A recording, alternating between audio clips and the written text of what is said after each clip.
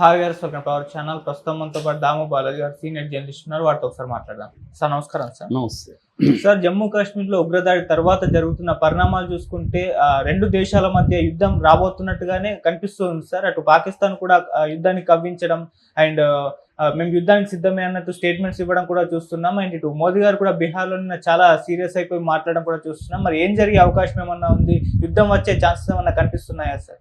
ఖచ్చితంగా యుద్ధం అనే స్థాయిలో మాట్లాడలేం, కానీ పాకిస్తాన్కి ఇండియాకి మధ్య చాలా అనేక పరిణామాలు అయితే చోటు చేసుకుంటున్నాయి. ఇప్పటివరకు ఏం జరిగింది, ఏం జరగబోతుంది, ఇది చూద్దాం మనం. బేసిక్గా ఇప్పటివరకు ఏంటంటే దాడి జరిగిన తర్వాత పహల్గామ్లో 26 మంది చనిపోయారు, కొంత సీరియస్గా 5 మంది గాయపడ్డారని చెప్తున్నారు. సో ఈ దాడి తర్వాత ఇండియా కొన్ని చర్యలు తీసుకునింది. అదేంటంటే ప్రధానంగా డిప్లొమాటిక్ అండ్ ఎకనామిక్ ఈ 2 రకాల యాక్షన్స్ తీసుకునింది. సో డిప్లొమాటిక్ సంబంధించి అక్కడ వీసాలు, ఇండియాలో వీసాలన్నింటినీ రద్దు చేసింది.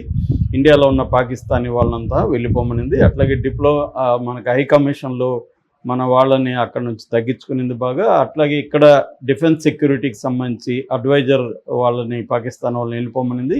అక్కడ పాక్లో ఉన్న మన వాళ్ళని వచ్చేమనింది. పాక్కి ఎవరు మన టూరిస్టులు వెళ్ళవద్దని సలహాలు ఇచ్చింది. సో ఇక్కడ ఉన్న పాకిస్తాన్ వాళ్ళంతా వెళ్ళిపోవాలని చెప్పింది. అట్లాగే ఒట్టేర బార్డర్ని మూసేసింది. అన్నిటికంటే ఇంపార్టెంట్ ఇండస్ రివర్ ట్రీటీ. ఈ ఇండస్ రివర్ ట్రీటీని సస్పెండ్ చేస్తానని చెప్పింది. ఇది 1960లో చేసుకున్నాం. దీనివల్ల మనకి నిన్న చెప్పాను నేను 6 నదులు ఉన్నాయి. అందులో 3 నదులు ఈస్ట్, 3 నదులు వెస్ట్ ఉన్నాయి. సో వీటిలో దాదాపు 80% నదుల్లోని వాటర్ని పాకిస్తాన్ వాడుకుంటుంది. వ్యవసాయానికి, ఇండస్ట్రియల్ యూజ్కి, తర్వాత తాగునీళ్ళకి, ట్రాన్స్పోర్ట్కి, వీటికి అన్నిటికి కూడా అది వాడుతుంది. పాకిస్తాన్లో ఉండే 90% వ్యవసాయం ఈ నదుల మీదనే ఆధారపడి ఉంది. సో ఇండియా ఏమనిందంటే మేము టెంపరీగా సస్పెండ్ చేస్తున్నాం, వాటర్ని మీకు ఆపేస్తామని చెప్పింది. కాకపోతే మన ఎక్స్పర్ట్లు చెప్పేది ఏంటంటే అంత ఈజీగా అది ఆపడం కూడా తగ్గించవచ్చు, ఫ్లోని తగ్గించవచ్చు, కానీ రివర్స్ని ఇప్పటికిప్పుడు ఆపాలంటే డ్యామ్స్ కట్టాలి. అవన్నీ ఇమ్మీడియట్గా జరిగేవి కాదు, కానీ కొంత ఆపేయచ్చు. ఆపడం వల్ల మాత్రం పాకిస్తాన్కి చాలా పెద్ద దెబ్బ అయితే తగులుతుంది, డ్యామేజ్ తగులుతుంది అనేది మన వాళ్ళు చెప్తున్నారు. వీటితో పాటు ఇంకొన్ని చర్యలు తీసుకుంది. ఎల్ఓసి అంటారు, అక్కడ line of control. So Pak occupied దీని దగ్గర ఎల్ఓసి ఉంటుంది, ఆ లైన్ ఆఫ్ కంట్రోల్ ఉంటుంది. ఆ లైన్ ఆఫ్ కంట్రోల్ దగ్గర 2021 నుంచి కాల్పుల విరమణ ఉన్నింది. దాన్ని కూడా ఇప్పుడు మళ్ళీ రివోక్ చేసింది. సో కాల్పుల విరమణ ఒప్పందాన్ని ఎత్తేసింది భారతదేశం. దాంతో ఇవాళ మార్నింగ్ నుంచి కూడా అక్కడ కాల్పులు పరస్పరం జరుగుతున్నాయి. మొదట పాక్ సైనికులే మన మీద కాల్పులు జరిపారని చెప్తున్నారు. మన వాళ్ళు రిటాలియేట్ చేస్తున్నారు. ప్రజెంట్ అయితే జరుగుతున్నాయి కాల్పులు సరిహద్దులో దీంట్లో.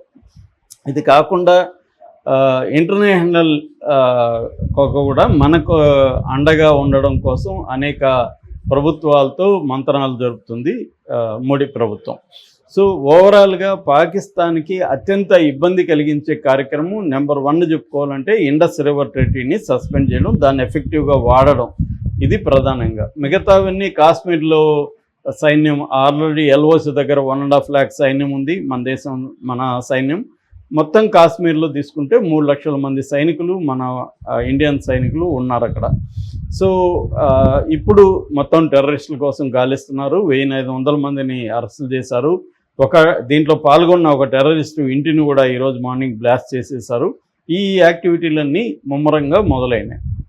అయితే ఈ కాంటెక్స్లో పాకిస్తాన్ వైపు నుంచి చూసుకుంటే పాకిస్తాన్ కూడా రిటాలియేట్ చేసింది. పాకిస్తాన్ కూడా బైలేటరల్ ట్రేడ్ అగ్రిమెంట్స్ అన్నిటినీ రద్దు చేసేసింది, including Simla agreement. Simla agreement అనేది 1972లో అంటే 1971లో బంగ్లాదేశ్ విడిపోయినప్పుడు మనకి పాకిస్తాన్కి యుద్ధం జరిగింది. ఆ యుద్ధం తర్వాత సిమ్లా అగ్రిమెంట్ జరిగింది. ఆ సిమ్లా అగ్రిమెంట్ ఏం చెప్తుందంటే మనకి పాకిస్తాన్కి మధ్య ఎటువంటి గొడవలు జరిగినా మన ఇద్దరమే కూర్చొని శాంతియుతంగా పరిష్కారం చేసుకోవాలా, థర్డ్ పార్టీని అలో చేయొద్దు. అంటే వేరే గవర్నమెంట్ కావచ్చు, వేరే దేశం కావచ్చు, వేరే బాడీస్ కావచ్చు, ఇంటర్నేషనల్ బాడీస్ ఇంటర్వ్యూన్ కాకుండా మనం మాత్రమే బైలేటరల్గా పరిష్కరించుకోవాలనేది ఆ ఒప్పందం. సో ఆ ఒప్పందాన్ని కూడా పాకిస్తాన్ రద్దు చేసింది. అలాగే వాగా బార్డర్ను మూసేసింది పాకిస్తాన్ కూడా వీసాలు రద్దు చేయడం, ఒక సిక్కులు మాత్రం మా దేశానికి రావచ్చు, మిగతా ఎవరు ఇండియా నుంచి రావడానికి లేదని డిక్లేర్ చేసింది. డిప్లొమాట్స్ని వాళ్ళు కూడా వెనక తీసుకున్నారు. ఇది మామూలుగా జరిగింది. అయితే ఇప్పుడు పాకిస్తాన్ ఒక తీవ్రమైన హెచ్చరిక చేసింది. అదేంటంటే మీరు కానీ ఇండస్ రివర్ ట్రెటీని కానీ బ్రేక్ చేస్తే, ఇండస్ వాటర్ ట్రెటీ అంటారు దాన్ని, IWT, ఆ ఇండస్ వాటర్ ట్రెటీని కానీ మీరు బ్రేక్ చేస్తే ఇది మేము యాక్ట్ ఆఫ్ వార్గా పరిగణిస్తాం, అంటే యుద్ధ చర్యగా పరిగణించి మా రిటాలియేషన్ వేరే ఉంటుంది అనేది పాకిస్తాన్ తీవ్రంగా హెచ్చరించింది. ఈ నేపథ్యంలో మోడీ నిన్న బీహార్లో ఎలక్షన్ క్యాంపెయిన్కి వెళ్ళాడు. ఆయన బిగినింగ్లో చనిపోయిన వాళ్ళకి ఆత్మశాంతి కోసం మౌనంగా ఉండి తర్వాత హిందీలో ఉపన్యాసం స్టార్ట్ చేసి, హిందీలో ఆయన ప్రధానంగా ఏం చెప్పాడంటే, మేము ఈ టెర్రరిస్టులని విడిచిపెట్టము, వాళ్ళకి సపోర్ట్ చేసిన వాళ్ళని ఏరి చంపుతాము, వాళ్ళ భూభాగాన్ని కూడా మట్టిలో కలిపేస్తాము అనేది ఆయన చెప్పాడు.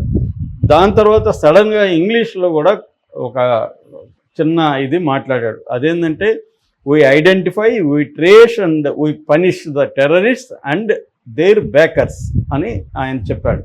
ఎందుకు సడన్గా, మామూలుగా మోడీ ఎప్పుడు కూడా ఇంటర్నేషనల్ వేదికల్లో కూడా హిందీలోనూ మాట్లాడతాడు, అలాంటి వ్యక్తి సడన్గా ఇంగ్లీష్లో ఎందుకు మాట్లాడాడంటే ఇది ప్రపంచానికి తెలియాలి భారత స్టాండ్ ఏంటో అనేది ఆయన ఫర్మ్. ఇప్పుడు ఇది భారతీయుల్లో ఒక ఉత్సాహాన్ని నింపింది. మోడీ స్ట్రాంగ్గా ఉన్నాడని. అట్ ద సేమ్ టైం పాకిస్తాన్లో బగ్గుమంటున్నారు. ఎందుకంటే మోడీ చెప్పిన మాటల్లో ఏంటి ఉందంటే, టెర్రరిస్టులు మాత్రమే ఆయన చెప్పలేదు. మొన్నటి వరకు ఎప్పుడు కూడా ఇంతకుముందు జరిగినప్పుడంతా టెర్రరిస్టులు అనేవాళ్ళు, ఈసారి వాళ్ళ బ్యాకర్స్ అంటున్నారు. సో టెర్రరిస్టుల బ్యాకర్స్ ఎవరు? ఆబ్వియస్లీ పాకిస్తాన్ సైన్యము, ISI వీళ్ళే టెర్రరిస్టులని తయారు చేసి మనకు పంపిస్తున్నారు. సో కాబట్టి వాళ్ళ బ్యాకర్స్ని కూడా వదిలిపెట్టము, ఐడెంటిఫై, ట్రేస్ అండ్ పనిష్. ఆ పనిష్మెంట్ కూడా ఎలా ఉంటుందంటే, వాళ్ళు కళ్ళ కూడా ఊహించుకోలేని విధంగా పనిష్మెంట్ ఉంటుంది అనేది కూడా ఆయన హిందీలో చెప్పాడు. సో ఈ స్థాయిలో మోడీ ఒక అగ్రెసివ్గా గతంలో అంతా కూడా మోడీ యుద్ధాలు మంచివి కాదు, యుద్ధాల టైం కాదు ఇది అనేది అనేకసార్లు చెప్పిన మోడీ ఈసారి ఒక రకమైన యుద్ధ శంఖారావాన్ని పూరించినాడా అన్నట్టుగా మాట్లాడాడు. అది కూడా చాలా ఫర్మ్గా ఉంది. అంతకుముందు రాజ్నాథ్ సింగ్ కూడా ఇలాంటి మాటలు మాట్లాడాడు. అంటే క్లియర్గా ఇండియా పాకిస్తాన్ చేస్తున్న పదే టెర్రరిస్టులను మన దేశంలోకి పంపి ప్రాక్సీ వార్ అంటారు. ఒకప్పుడు బాంబే అల్లర్లకి, బాంబే బ్లాస్ట్లకి కారణమైంది. అనేక టెర్రరిస్ట్ యాక్టివిటీలని ఇండియాకి పంపించి వాళ్ళకి అక్కడ ట్రైనింగ్ క్యాంప్స్ పెట్టి ఇండియాని అస్థిరపరిచే ఒక కార్యక్రమం మొదటి నుంచి కూడా పాకిస్తాన్ చేస్తుంది. దీన్ని గట్టిగా ఎదుర్కోవాలి. ఎన్ని యుద్ధాలు వచ్చినా కూడా, మేము దాదాపు 4 యుద్ధాలు వచ్చినా కూడా ఎప్పుడు ఇండస్ రివర్ ట్రెటీని సస్పెండ్ చేయలేదు. ఈసారి మాత్రం మేము సస్పెండ్ చేస్తున్నామని చెప్తున్నారు. ఇది ఖచ్చితంగా పాకిస్తాన్ని హర్ట్ చేస్తుంది. ఒకటి ట్రేడ్ మనకి పెద్ద ఏం లేదు. మొత్తం మన ట్రేడ్లో 0.5% వాళ్ళతో ట్రేడ్ ఉంది మనకి. కాబట్టి అది పెద్ద మనకేం ఎఫెక్ట్ లేదు, కానీ పాకిస్తాన్కి అది పెద్ద ఎఫెక్ట్ అవుతుంది. అలాగే ఇప్పుడు ఈ నీళ్లు అనేది మేజర్ ప్రాబ్లం. ఎందుకంటే పాకిస్తాన్లో డామినెంట్ క్లాస్ కానీ మిలిటరీలో ప్రధానమైంది కానీ పాకిస్తాన్లో ఉండే పంజాబ్ ప్రావిన్స్, ఆ పంజాబ్ ప్రావిన్స్ మీదనే ఇది ఎఫెక్ట్ అవుతుంది. సో వాళ్ళ మీద ఎఫెక్ట్ అయితే మొత్తం పాకిస్తాన్ ఎఫెక్ట్ అవుతుంది. ఆల్రెడీ పాకిస్తాన్ అనేక ఇబ్బందుల్లో ఉంది. ఇటు బలూచిస్తాన్ కానీ, ఇటు ఖైబర్ పఖ్తూన్ఖ్వా అనే ఏరియా కానీ, ఈ 2 ఏరియాల్లో ఆల్రెడీ పెద్ద ఎత్తున అక్కడ తిరుగుబాట్లు జరుగుతున్నాయి. ఈ మధ్యనే బలూచిస్తాన్లో పాకిస్తాన్ ట్రైన్ని హైజాక్ చేసి వాళ్ళు పెద్ద ఎత్తున మిలిటరీ అధికారులను చంపేశారు. అట్లాగే ఆఫ్ఘనిస్తాన్ కూడా పాకిస్తాన్కి వ్యతిరేకంగా మారిపోయింది. ఆఫ్ఘనిస్తాన్తో కూడా యుద్ధాలు జరుగుతున్నాయి. ఒక పక్క చైనాతో కూడా ఇబ్బందులు మొదలైనాయి ఎకనామిక్గా. అట్లాగే పాకిస్తాన్లో అల్లర్లు కూడా ఎక్కువైనాయి. ముఖ్యంగా ఇమ్రాన్ ఖాన్ అరెస్ట్ తర్వాత ఇమ్రాన్ ఖాన్ మద్దతుదారులు దేశమంతా కూడా చాలా తీవ్రమైన ఆందోళన చేస్తున్నారు. మరోవైపు అక్కడ టెర్రరిస్ట్ యాక్టివిటీలు కూడా పెరిగినాయి. 1100 అంటే 1100 attacks, terrorist attacks last year జరిగాయి పాకిస్తాన్లో. అంటే అట్లాగే ఎకనామిక్ క్రైసిస్ పెద్ద ఎత్తున నడుస్తుంది. సో ఈ రకమైన ఇది లోపల ఉంటే బయట నుంచి కూడా మద్దతు అనేది పాకిస్తాన్కి తగ్గిపోయింది. ఒకప్పుడు అమెరికా మద్దతు ఉండేది, ఇవాళ అమెరికా కానీ దాని మిత్రుల్లో కానీ అందరూ కూడా ఇండియాకి సపోర్ట్ చేస్తున్నారు, పాకిస్తాన్కి లేదు. చైనా ఒకటే చేయాలి, చైనాతో కూడా ఇబ్బందులు ఉన్నాయి. కాబట్టి పాకిస్తాన్ ఐసోలేట్ అయింది, ఇంటర్నల్ ప్రాబ్లమ్స్ ఉన్నాయి. కానీ అది యుద్ధానికి అయితే కవ్విస్తుంది. దీనికి ప్రధాన కారణం ఏంటంటే అక్కడ ఉన్న మిలిటరీ ఆర్మీ చీఫ్ అంటారు ఆసిఫ్ మునీర్. ఆయనకి ఇప్పుడు 2025తో టర్మ్ అయిపోతుంది. ఆయన ఇంకా కంటిన్యూ కావాలని ఒక ఆలోచనలో ఉన్నాడు. అందుకని కంటిన్యూ కావాలంటే ప్రధానమంత్రి ఎక్స్టెండ్ చేయాలి, సివిల్ అడ్మినిస్ట్రేషన్ ఎక్స్టెండ్ చేయాలి. అది చేయించుకోవడానికి తర్వాత తనకి వ్యతిరేకత పెరుగుతుంది, దాన్ని తగ్గించుకోవడానికి ఈ కార్యక్రమానికి ఆయన తెరలేపాడనేది ఒక వార్త వస్తుంది. సో తెలిసే చేశాడు అతను. ఇండియా ఎలా రియాక్ట్ అవుతుందో కూడా తెలిసే చేశాడు. సో ఇప్పుడు ఇండియా ముందున్న కర్తవ్యం ఏంటంటే ఆల్ అవుట్ వార్ అనేది అసాధ్యం. ఎందుకంటే నేను నిన్నే చెప్పాను, వాళ్ళకు కూడా ఈ న్యూక్లియర్ వార్ హెడ్స్ అనేవి దాదాపు 170 ఉన్నాయి. మన దగ్గర 172 ఉంటే వాళ్ళకి 170 ఉన్నాయి. అది కూడా మనమేమో ఫస్ట్ మనం ప్రయోగించకూడదని మనం నిర్ణయించుకున్నాం. కానీ వాళ్ళకి అలాంటి నిర్ణయం ఏం లేదు, వాళ్ళు ఫస్ట్ కూడా వేయచ్చు. అట్లాగే వాళ్ళు టెస్ట్ కూడా 1998లో వాళ్ళు చగై అనే చోట 2 సార్లు టెస్ట్ చేశారు. మనం కూడా అదే ఇయర్లో పోఖ్రాన్లో phase 2 టెస్ట్ చేసాం. కాబట్టి వాళ్ళు రెడీగా ఉన్నారు. ఒకవేళ ఆల్ అవుట్ వార్ జరిగి న్యూక్లియర్ స్థాయికి వెళ్తే ఎవరు కూడా గెలవు.